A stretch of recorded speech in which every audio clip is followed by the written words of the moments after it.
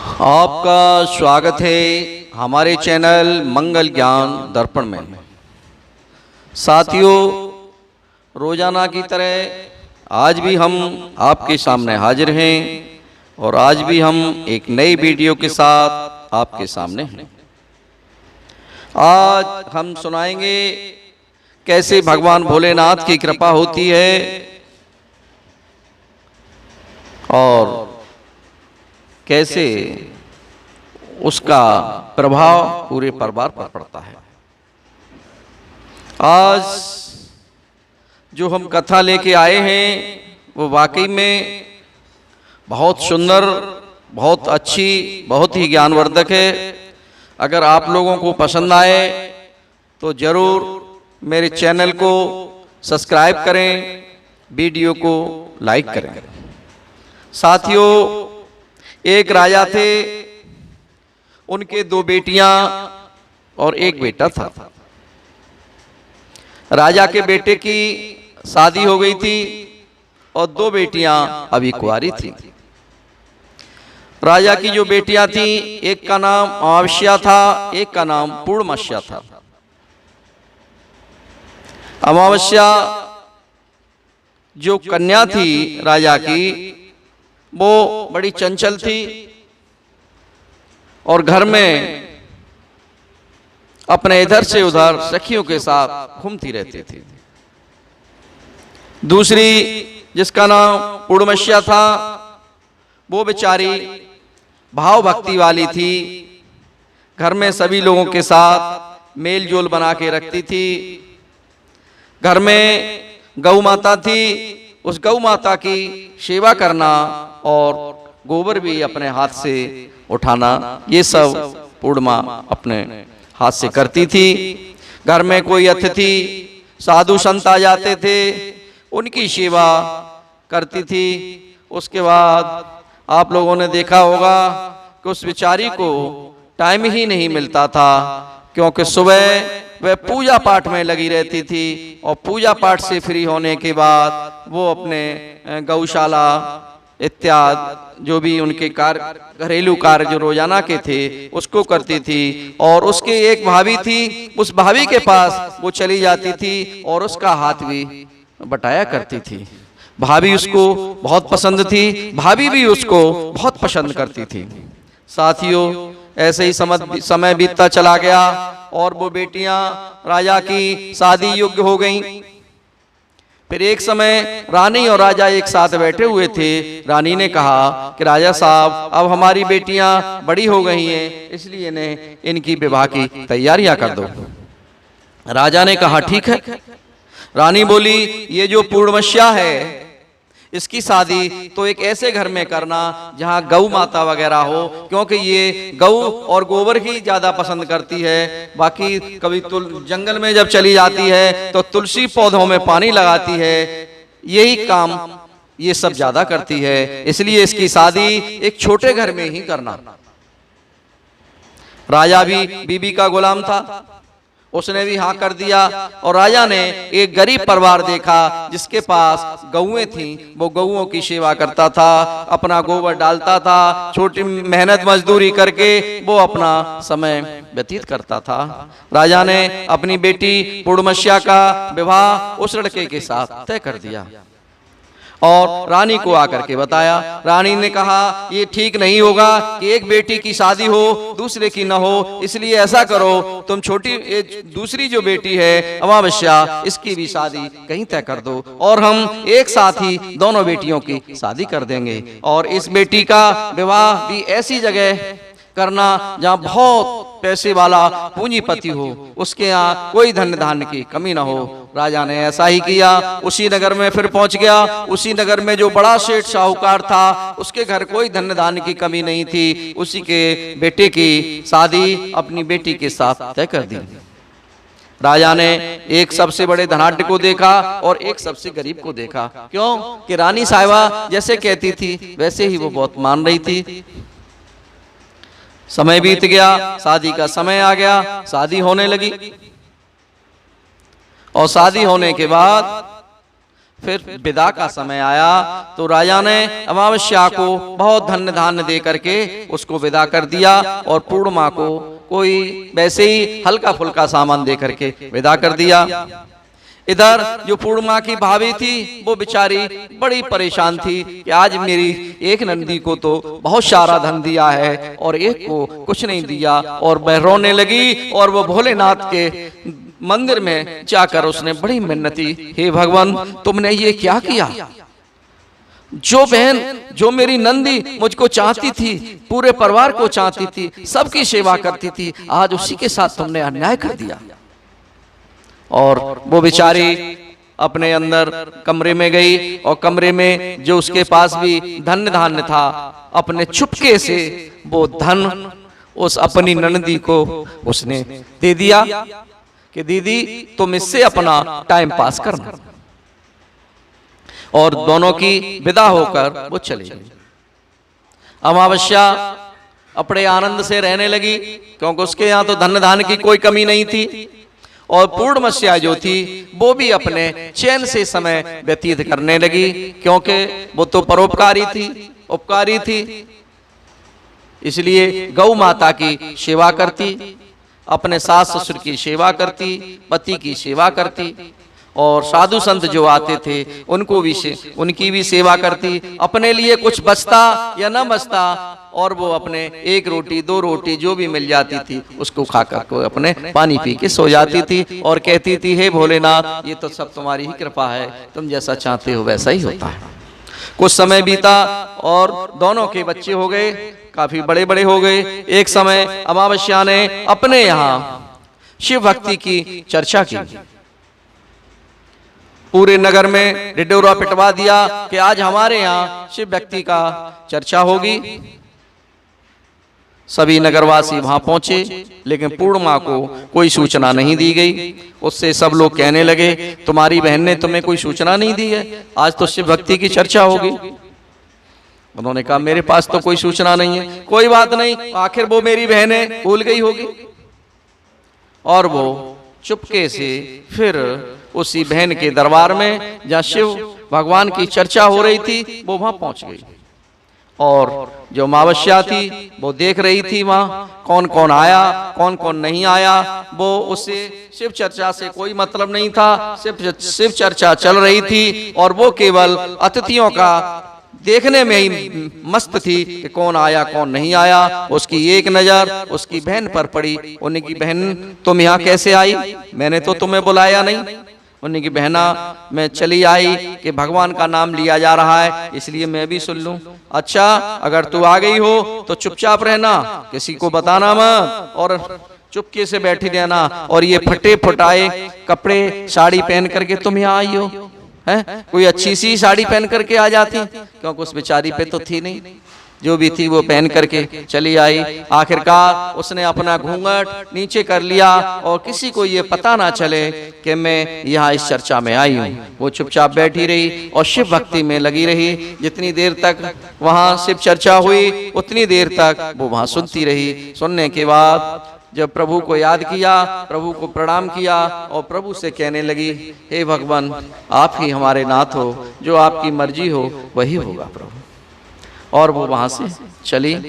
वहां प्रसाद वितरण हो रहा था, सब लोगों को प्रसाद दिया गया, लेकिन पूर्णिमा को प्रसाद नहीं दिया गया। पूर्णिमा ने कहा कि बहना मुझको भी प्रसाद दे दो। उन्होंने कह दिया कि तुमको प्रसाद नहीं मिलेगा, तुम ऐसे ही जाओ, तुम बिना बुलाए आई हो। और वो पूर्णिमा वहां से ऐसे ही बिना प्रसाद के अपने घर चली गई। उसको याद आया कि मैं आज अपने मायके चली जाती, क्योंकि बच्चे मांगेंगे प्रसाद तो मैं उनसे कह दूंगी कि मैं जा रही हूं और तुम्हारी ननिहाल से प्रसाद लेकर के आऊंगी। वो घर पहुंची, घर जाके उसने अपने पति से कहा, बच्चों से कहा कि तुम मेरे बेटों का बच्चों का ध्यान रखना और मैं अपने मायके जा रही हूँ, वहां से कल लौट के आ जाऊंगी। बहुत दिन हो गए और अपनी भाभी से भी नहीं मिली हूँ। और वो अपने मायके को चल देती है, ईश्वर को याद करते हुए चली जा रही है, चली जा रही है। जैसे ही वो एक जंगल में पहुंची, रास्ते में उसने देखा एक बूढ़ी माँ एक पेड़ के नीचे धूप में बैठी हुई है। तो वो वहां रुक गई। उसने कहा माँ प्रणाम, उन्हें खुशी। फिर उसने माँ को प्रणाम किया, माता रानी प्रणाम। उसने कहा सुखी रहो बेटा। उन्होंने की माँ यहाँ क्या कर रही हो धूप में? उन्होंने कहा बूढ़ी माँ ने कि बेटा मैं ये तुलसी के पौधे सूखे जा रहे हूँ, इनमें जल लगाने के लिए आई थी, और ये चबूतरा है इसको भी साफ करने आई थी, अब मुझसे चला नहीं जा रहा। उन्होंने कहा अरे माँ आप क्यों परेशान होती हो, मैं आ गई ना, मैं अभी आपका ये सब काम कर देती हूँ। और नहीं ठीक है बेटा। और वो पूर्णमस्या उसने बाल्टी ली और कुएं में से पानी को निकाला और सभी पौधों में, सबसे पहले तुलसी माँ के पौधों में लगाया, फिर और भी जो पौधे थे उनमें भी जल लगाया, उनका चबूतरा साफ किया, सब पे पानी छिड़का, और थोड़ी ही देर में वो एकदम हरा भरा सा हो गया। और वो फिर उसने माँ को प्रणाम किया। माँ से कहा हे बूढ़ी माँ मैं अब अपने मायके जा रही हूँ। कि ठीक है बेटा सुखी रहो, लौटते में तुम जरूर मिलती हुई जाना। फिर वो वहां से आगे चली। आगे चलने के बाद पूर्णमस्या ने क्या देखा, एक भगवान भोलेनाथ का मंदिर है, और भगवान भोलेनाथ के मंदिर के सामने एक बाबा जी बैठे हुए हैं, और वो बाबा जी बड़े परेशान से लग रहे थे। उस पूर्णमस्या ने बाबा को प्रणाम किया। बाबा ने कहा सुखी रहो बेटा। उन्होंने की बाबा जी आप क्यों परेशान हैं? परेशान क्या है बेटा, ये भोलेनाथ के ऊपर फूल पत्तियां और ये तमाम इधर से उधर गंदगी उड़ के जो आ गई है, मैं इनको साफ कर रहा था, अब मुझसे चला नहीं जाता। उन्हें कि बाबा जी आप क्यों परेशान है मेरे होते हुए, मैं यहाँ आ गई, मैं अभी आपका ये काम कर देती हूँ। उन्होंने पहले सफाई की, फूल पत्ती उठाए, फिर कुएं में से जल खींचा, भोले बाबा को नहलाया, और भी यहाँ जो देवी देवता थे सबको नहला धुला के साफ करके, और उनको वस्त्र आदि उनके जो भी रखे हुए थे वहां मंदिर में वो सब पहनाए, और वहां दीपक लगाया। और दीपक लगाने के बाद बाबा से कहा बाबा मैं अब जाऊं? उन्हें की बेटा बिल्कुल जा सकती हो। उन्हें की बाबा प्रणाम। उन्हें की सुखी रहो, और तुम लौट के जब उधर से आओगी तो हमसे मिलती हुई जाना। उन्हें ठीक है बाबा जी। फिर वो चली गई आगे। आगे जाके माँ दुर्गा माँ का मंदिर था, वहां एक बूढ़ी माँ बाहर बैठी हुई, बाल फकेरे, और उनसे धीरे धीरे चल रही, उनसे चला नहीं जा रहा। उन पूर्णमस्या ने देखा ये बड़ी बूढ़ी माँ है, इनसे चला नहीं जा रहा। उन्होंने की माता रानी प्रणाम। उन्होंने की प्रणाम बेटा सुखी रहो। उन्होंने की माँ क्या कर रही हो? कि बेटा मैं ये हवन यज्ञ की जो आहुति यहाँ लगी थी ना, ये सब उड़ रही है, सब राख्या जो है भस्म ये सब उड़ रही है, तो मैंने सोचा इनको भर दूंगी और कुछ सफाई भी कर दूंगी। उन्होंने कहा माँ आप बैठी रहो, आप बिल्कुल चिंता मत करो, मैं अभी करती हूँ। और वो गई। उन्होंने हवन यज्ञ में जो भस्म थी उसको थैले में भरा, जो फूल पत्ती थी उन सबको भी इकट्ठा किया, मंदिर में जो कपड़ा था उनसे सब पूजा सफाई कर दी। और सफाई करने के बाद नल में कुएं में जो बाल्टी पड़ी थी वो पानी भर के लाई, और उस मंदिर को देवी देवताओं को नहलाया, और नहलाने के बाद जल छिड़का, और जो पेड़ पौधे थे उनमें भी पानी लगाया, और माँ को प्रणाम किया। उन्होंने की माता रानी प्रणाम। उन्होंने की सुखी रहो। उन्होंने की बेटा कहाँ जा रही हो? उन्होंने की मैं अपने मायके जा रही हूँ। उन्होंने की ठीक है तुम जब लौट के आओ तो मुझसे मिलती हुई जाना। उसके बाद पूर्णमस्या फिर आगे बढ़ी। आगे क्या देखती है कि गंगा मैया के किनारे पहुंचती है एक बूढ़ी माँ, जो गंगा माँ पे जो आपने देखा होगा यात्री लोग कूड़ा करकट कचरा दौना पत्तल खा खा के पॉलीथीन डाल के चले आते हैं, वो उनको इकट्ठा कर रही थी। उन पर चला नहीं जा रहा था बूढ़ी माँ पे। उन्होंने बूढ़ी माँ को प्रणाम किया, क्योंकि पूर्णमस्या तो थी ऐसी बेचारी। उन्हें माता रानी प्रणाम मेरी माँ। तो उन्होंने कहा बेटा सुखी रहो। उन्हें क्या कर रही हो अम्मा? उन्हें कर क्या रही हूँ बेटा, ये गंदगी हो गई है तो मैंने सोचा ये साफ। अरे कि माता रानी आप क्यों परेशान है मेरी माँ, आप बैठो मैं अभी इसकी सफाई करती हूँ। और वो झाड़ू लेकर के एक बैग लेकर के थैला, और उसमें जो भी कूड़ा कचरा था उन सबको इकट्ठा किया, और झाड़ू लगा करके वो घाट को फिट कर दिया, और माँ को प्रणाम किया। माता रानी से कहा माँ मैं अब जा रही हूँ। उन्हें ठीक है बेटा अब तुम जाओ, और कल जब लौट के आओ तो मुझसे मिलती हुई जरूर जाना। उन्हें ठीक है। उन्हें की माता रानी प्रणाम सुखी रहो। वो घाट पर पहुंचती है, बोले वहां नाव आ जाती है, और वो क्या देखती है एक फूलों की नाव बन करके आ जाती है। और वो नाविक जो नाव को चलाने वाला वो तुरंत कहता है कि आओ देवी बैठो।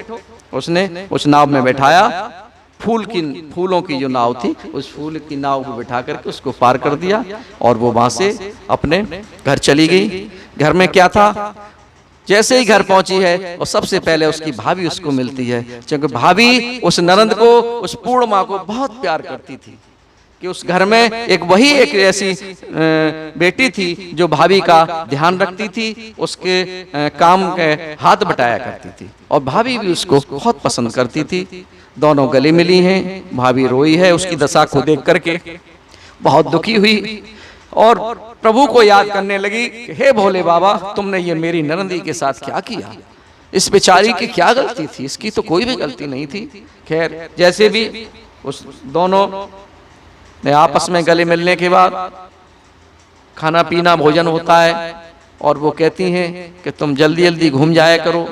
नंदी ने कहा, पूर्णमस्या ने कहा, इन बाल बच्चों में टाइम ही नहीं मिलता है, क्या करूं? उन्हें कोई बात नहीं है, जब भी समय मिले आ जाया करो। फिर उस भाभी ने सोचा कि मैं क्या करूं, जो मेरे पास धन है वो मैं दे दी थी।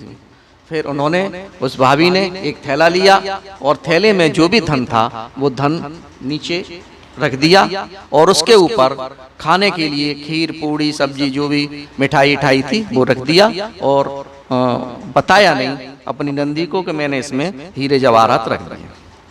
और उस थैले को अपनी नंदी को दिया, नंदी को विदा किया और उनसे कहा आप जो है जल्दी जल्दी घूम जाया करो।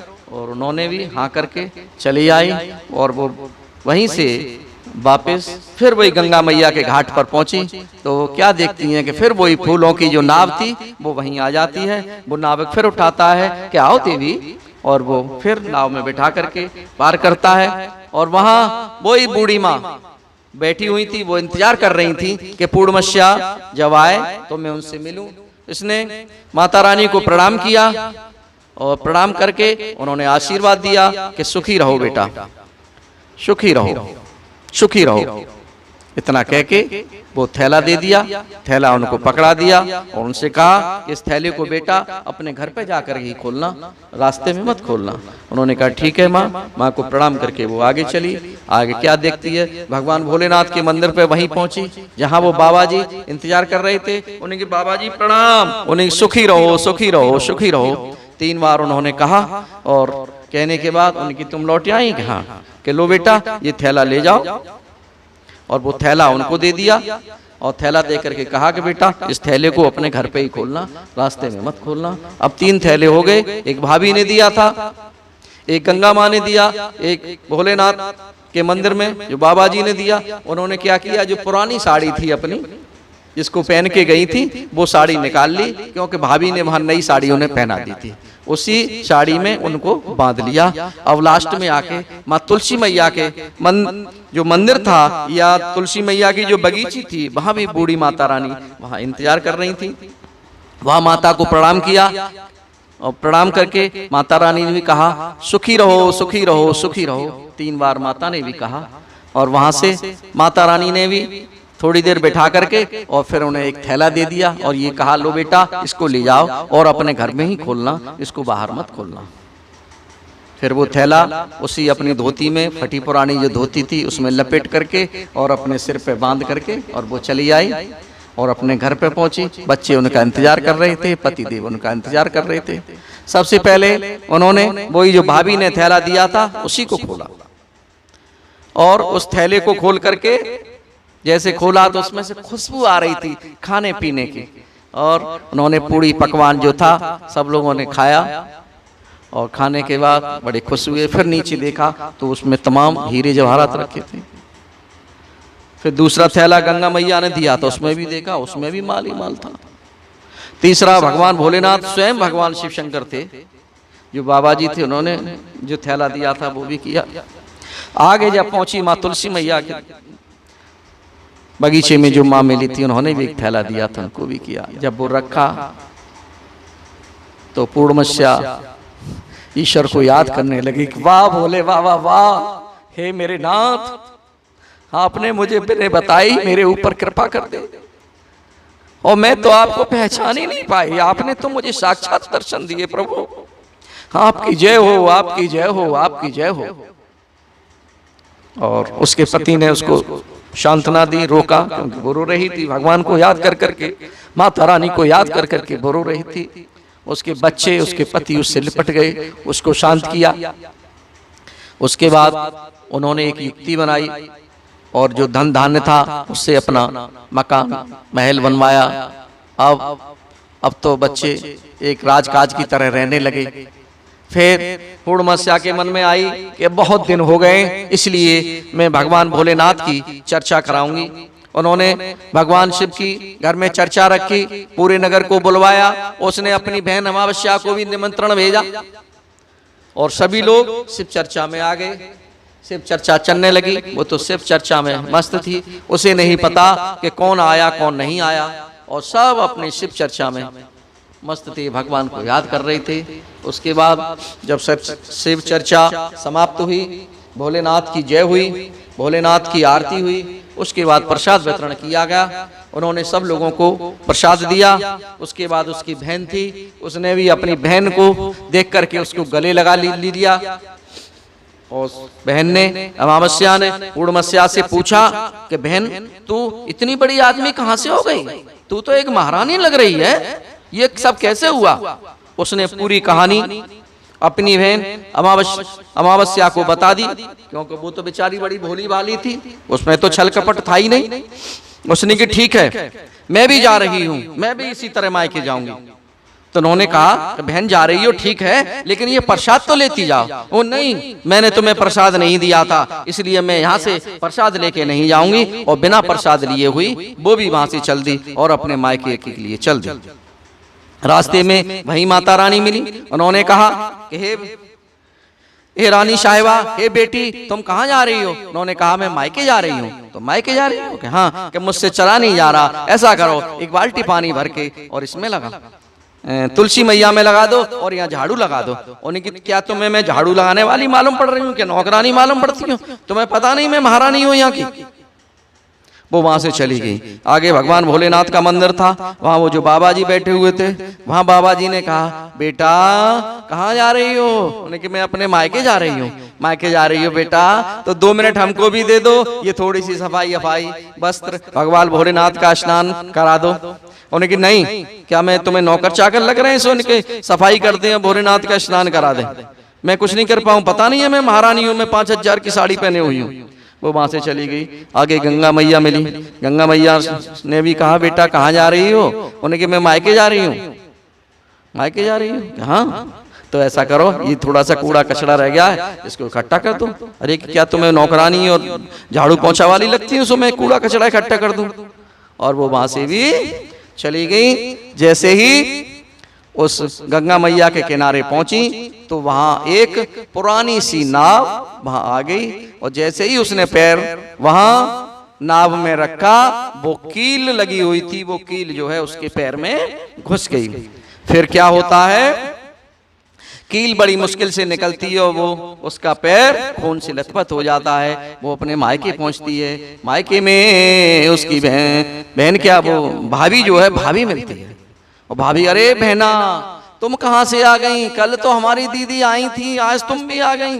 उन्होंने सोचा जो मेरे पास था मैंने तो कल दे दिया, अब इनको कहाँ से क्या दूं। आखिरकार वो वहां गई भाभी से, और वो भाभी ने जो भी अपना जैसा भी आदर सत्कार था, जैसा करते हैं वो उनका किया, और वो दूसरे दिन वहां से वापस आ गई और लौट करके और वो अपने चली आई। किसी ने भी उन्हें कुछ नहीं दिया, सभी लोग निराश थे। भगवान भोलेनाथ, भगवान माता रानी, देवी मैया, गंगे मैया, क्योंकि उन्होंने ना तो माँ का आदर किया, ना माँ सत्कार किया, ना माँ को प्रणाम किया। घमंड भरी बातें थीं। आज आपने देखा साथियों, भोलेनाथ की कृपा क्या होती है। और उस पूर्णमस्या को घर वालों ने तो एक गरीब परिवार में उसकी शादी कर दी थी, लेकिन ईश्वर की कृपा जहां होती है वहां सब कुछ ठीक ही ठाक होता है। इसलिए साथियों, मित्रों, भाइयों, बहनों, आप सब लोग प्रभु को याद किया करें और प्रभु को प्रणाम किया करें। जितना भी समय हो उसी समय में आप ईश्वर को भजन करते रहा करें। साथियों, अगर आपको मेरा ये वीडियो, मेरी ये कथा पसंद आई हो तो सब्सक्राइब जरूर करें, लाइक जरूर करें। धन्यवाद। जय भोले बाबा की।